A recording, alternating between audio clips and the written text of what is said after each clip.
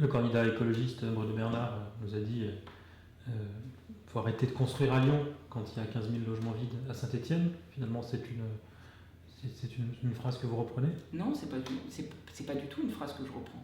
Je crois que ça n'est pas responsable de dire ça. Nous avons, encore une fois, des habitants et des habitantes qui doivent retrouver leur pouvoir d'habiter. Et s'ils souhaitent habiter dans Lyon, il me semblerait normal qu'on leur propose d'habiter dans Lyon et dans la métropole. Encore une fois, je ne suis pas contre la densification, simplement contre l'idée de construire des logements. Je propose, avec la Gauche Unie, nous proposons 6 000 logements sociaux. 6 000 logements sociaux par an. Nous voulons augmenter de 50%, parce que c'est le levier pour permettre aux habitants et aux habitantes d'habiter dans cette métropole et de cesser d'être exclus. Parce que quand même, les classes populaires et les classes moyennes aujourd'hui ne peuvent plus se loger dans une partie de notre métropole. Donc je pense qu'une des solutions, c'est la construction. Attention, la construction raisonnée. Moi je vois comme vous que tout lopin de terre fait l'objet d'actions de tel et tel promoteur. Regardez le quartier de Gerland par exemple, dans les dernières années, avec les quartiers de Bonlay ou des Girondins. Vous avez des immeubles qui sont collés quasiment les uns aux autres. On n'a même pas respecté le tissu urbain, on a construit à outrance.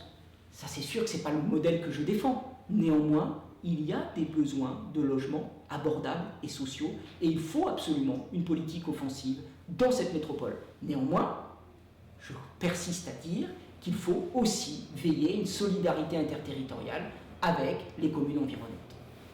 En matière de logement, vous êtes aussi pour une logique de contrainte avec une régulation des loyers? Un encadrement des loyers dans l'ensemble de la métropole. Qui prendrait quelle forme?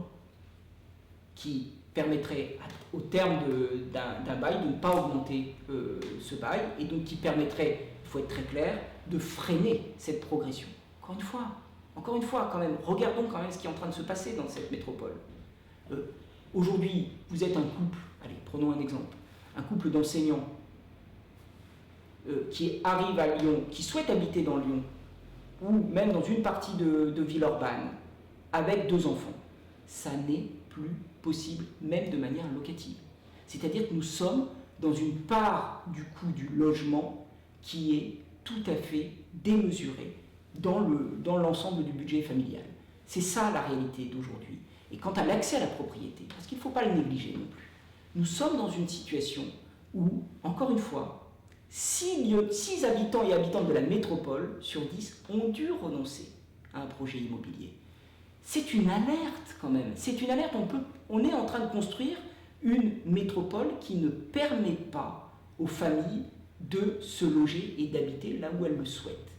C'est une vraie alerte, ce n'était pas le cas il y a une vingtaine d'années.